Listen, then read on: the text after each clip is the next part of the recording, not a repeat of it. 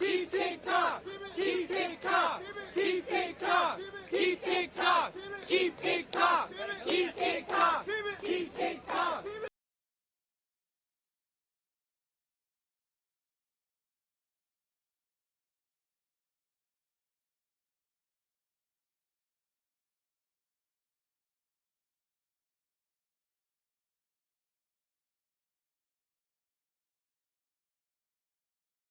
My name is Tiffany Yu. I am joining you from Los Angeles, California, and I'm here because I'm a disability advocate, and TikTok changed my life and so many others within the disability community.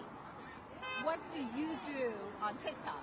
I make disability advocacy content. I have a series called the Anti-Ableism series where I teach people how to be a better ally to disabled people, and it's got over 5 million views and 250 parts.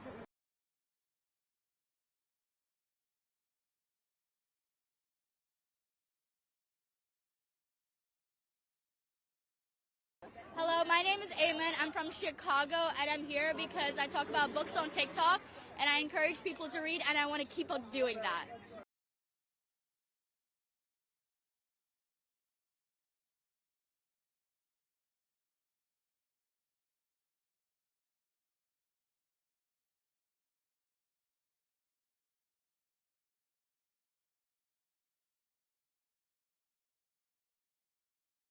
TikTok has allowed my dreams that I used to have as a child to come true.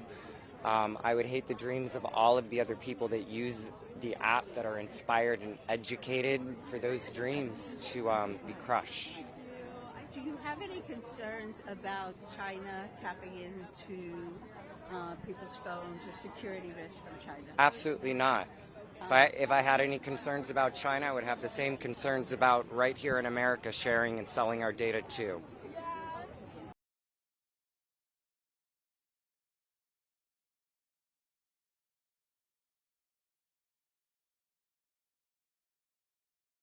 I run a sticker shop, actually, and my son is a non-speaking autistic artist, and we tuck his designs inside of outlines. And it went viral during the pandemic, and I have another child who had a bone marrow transplant in 2017, so our family had to live in quarantine. So during the pandemic, thanks to that sticker shop, we stayed afloat, and I support a family of 7.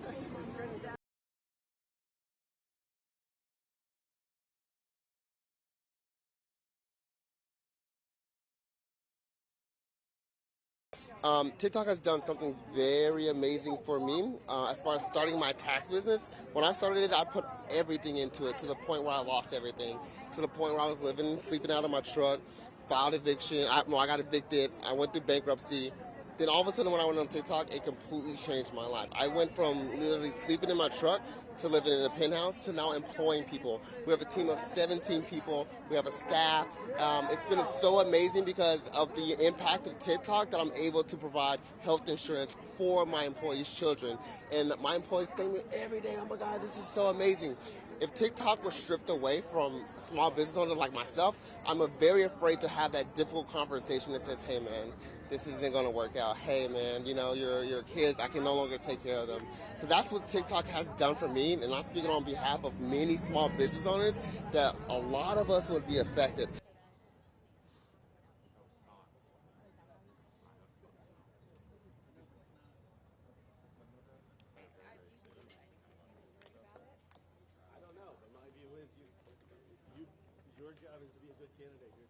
You know, I voted no, and the reason I voted no is because of the First Amendment, and I think the courts are going to strike this down. If you look at First Amendment and you look at the scholars, they'll tell you that, first of all, it's not the least restrictive. There are things you could do to protect people's privacy that are the least restrictive.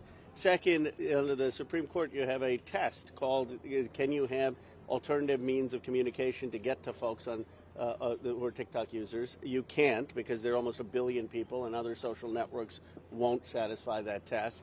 Third, we already have a lot of magazines in this country, newspapers that are that are foreign-owned, and the Supreme Court has said that Americans have the right to information, even if it's coming from overseas. So it's an overly broad bill that I don't think will withstand First Amendment scrutiny. The other issue is that there are a lot of people who make their livelihoods on this. I mean, in my office yesterday were people who had small businesses. A young African-American gentleman who said he went from living in his truck to living in the penthouse. I said, that's pretty good on TikTok. And he employs now 20 people. So a lot of different people who are in business because of this. But ultimately, it's just a foul of our First Amendment. I voted yes, and I served on the Intel Committee 8 years. I didn't need to be convinced. I have 8 years of experience understanding why it's important.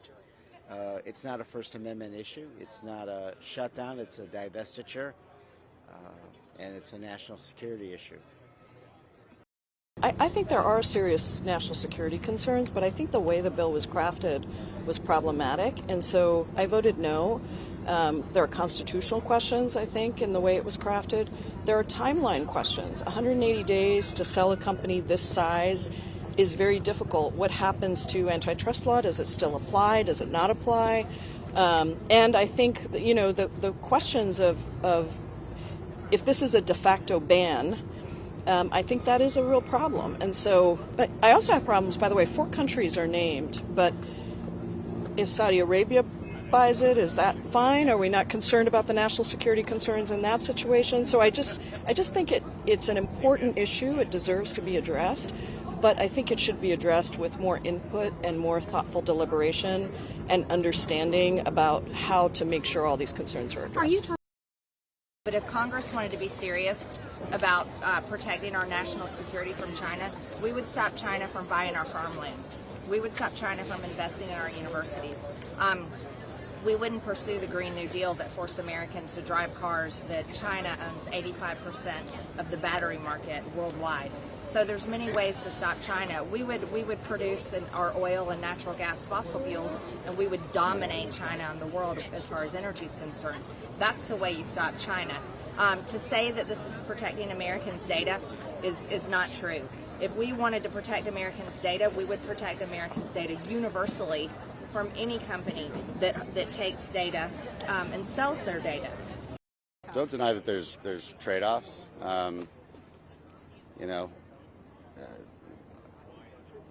But it's not a ban on TikTok. An American group of investors can buy it, which is, I think, pretty highly likely. ByteDance in the end is a company, and they'd be crazy not to sell at what is, I think I've heard of valuations of $100 billion. So I'm not seeing a ton of evidence that they would just, out of principle, refuse to sell.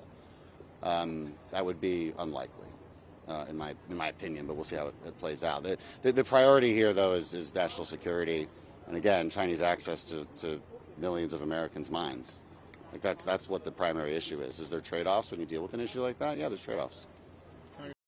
We are legislating in a new land with respect to apps and social media. So, this is America. Anybody can sue anybody, and so I wouldn't be surprised if it went to court. And there are issues there. But generally, I think the Congress is stating that the data rights of Americans have got to be safe from foreign government manipulation, and that's part of national security.